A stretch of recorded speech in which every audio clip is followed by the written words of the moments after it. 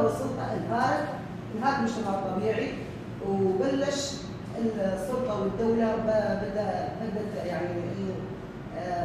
قلة السلطة والدولة تسيطر على المجتمعات وعلى هالعقول، يعني تستفاد من البشرية من العمل العقولية، تستفاد من هالعقول وهي مجموعات عن الأطفال عن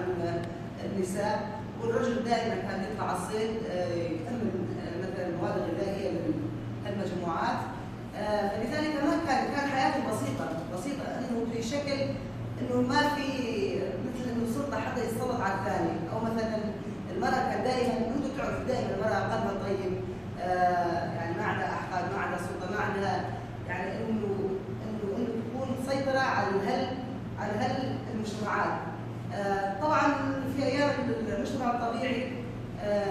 كانت الاكل مع بعض، الشرب مع بعض، دائما المرأة مثلا تكتشف شغلات جديدة، تكتشف الأدوية، تكتشف كمان النار طبعا. هي كانت تلعب الدور الأساسي في الأسرة، في التربية، في كل شيء. طبعا بعد ما المجتمع الطبيعي يعني انهار، ايش صار؟ الرجل طبعا يعني يحاول انه يتغلب على المرأة، دائما يقول ليش المرأة احنا لازم يكون لنا دور. يعني صار يفكر الرجل هذا. اليوم بدنا جينا مشان نعطي عن الحرب بالثورة الشعبية لعدد من النساء. طبعا المحاضرة عم تتضمن كيفية حماية نفسها، بالاخص المرأة، كيف تتعلم انه تشيل السلاح، كيف تتدرب على السلاح، الفك والتركيب، من اجل حماية نفسها، حماية منطقتها، حماية المراكز العسكرية. طبعا في كثير نساء عندنا عساكر كمان منضمين للعساكر، طبعا عم تحاول انه تحمي نفسها بالاول وبعدين تحمي المجتمع. حاليا عم نعطي عن محاضره عن الحرب الشعب الثوريه مشان الوعي، الفكر، ما هي الحرب، ما هي فكره الحرب الشعب الثوريه. عم نعطي بعض النساء عندنا مشان يكون لهم فكره عامه عن هذه الثوره، وكيف تحمي نفسها، وكيف تحافظ على منطقتها وعلى مجتمعها. انضمامنا لهذا التدريب هو دورة تعليم السلاح والمعرفة شو هي الحرب الشعب الثوري.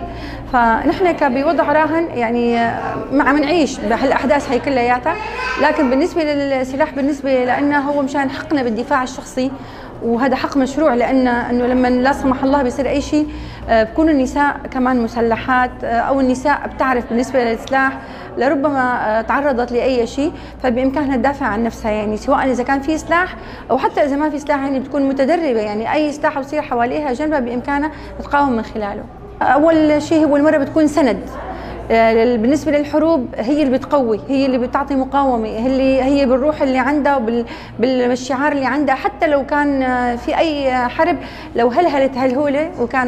كان فيها عساكر، العساكر بتتشجع، ولو ما في عساكر في بس الرفيقات كمان امراه بتشجع امراه، والكل بصير مقاومه.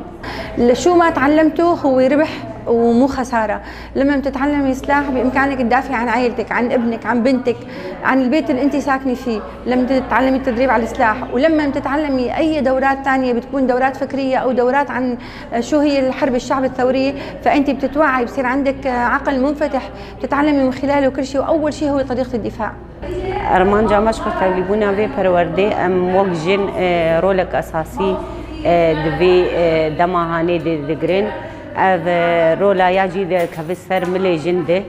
وگجن ام چاوا کاربن خواب پارزن جبر جن ایرورو رولا که ده ویشاری ده دستینه رولا گرنگه رولاوی پاراستنا گلیوی پاراستنا عرض خوی پاراستنا مافوی جبر وی که ام تبلیغ پرورده بونه هم ده عالی فیربونا سر سلاح دجی جبو چاوا ام کاربن پاراستنا خواب کن، پاراستنا کولانی خواب کن، پاراستنا جناب کن، پاراستنا ملت خواب کن، لکلکا هیز خوی عسکری، لکلکا شروانی خوابن ام چه داگر کریه گوبه سرما ام تم شیار بنجره و ام تم برسوا لوان داگر کریا بدن لوان ایدیشی گل سرما دته کرن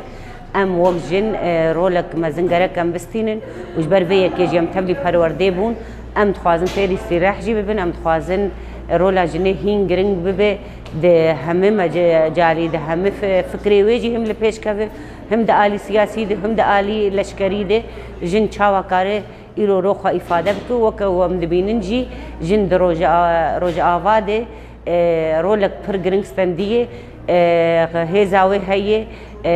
هزا كوي عسكريجي هي يا بجاي وام جنجي تملك لك يا بجين والكلكا شرباني خونه يا بجي يا بجي قصدي ام قاربن چاوا